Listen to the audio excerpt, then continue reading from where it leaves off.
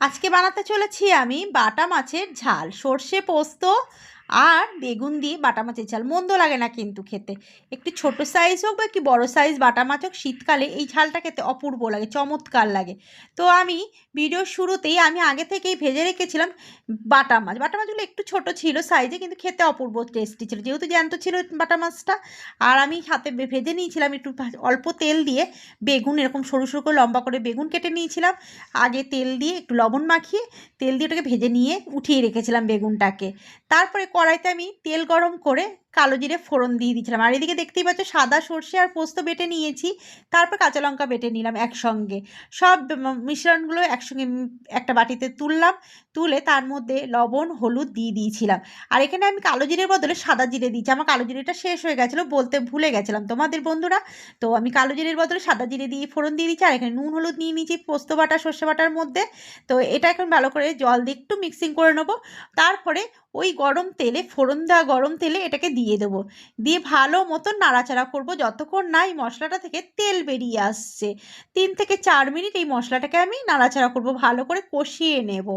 এইভাবে কষিয়ে নিতে নিতে নিতে যখন দেখবো তেলটা ছেড়ে এসছে একদম মশলার গা থেকে, তখন আমি ওই যে ভেজে রাখা বেগুনের টুকরোগুলো ছিল না, সেগুলো দিয়ে দেবো। দেখো বন্ধুরা, কত সুন্দরভাবে তেলটা ছেড়ে এসছে মশলা থেকে।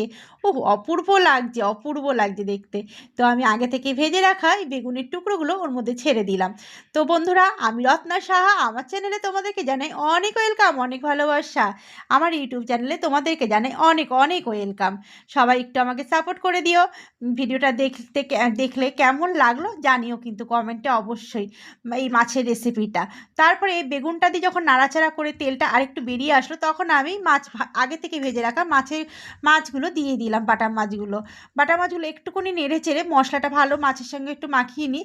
তারপরে আন্দাজ করে আমি হালকা উষ্ণ গরম জল দিয়ে দিয়েছিলাম আন্দাজ অনুযায়ী। আর এই বাটি ধোয়া জলটা তো অবশ্যই দিতে হবে, নয়তো মাছের টেস্টটা আসবে কোথা থেকে।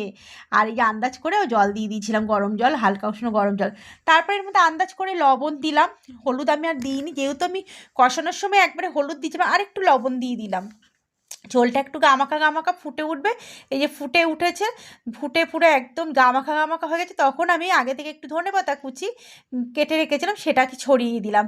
আর আমার মায়ের জন্য ধনেপাতা ছাড়া একটু তুলে রেখেছিলাম। আমার মা ধনেপাতা খেতে পছন্দ করে না, মাকে আমি একটু দিই কিছু হলে, আমার বাড়িতে খাবার দাবার হলে। মানে আমি কিছু ভালো মন্দ রান্না করলে আমার মাকে না দিয়ে আমি একদম খেতে পারি না, জানো তো বন্ধুরা। মা আসলে একাই থাকে তো, আর উনি একটা কাজের সাথে যুক্ত আছে, মানে নিজস্ব একটা কাজ করে। তো সেই জন্য রান্নাবান্না সেরকম একটা করেন, তো আমি যা রান্না করি ভালো মতো মাখিয়ে দিই। তো কেমন হয়েছে আমার এই বাটা মাছের ঝালটা জানিও কিন্তু।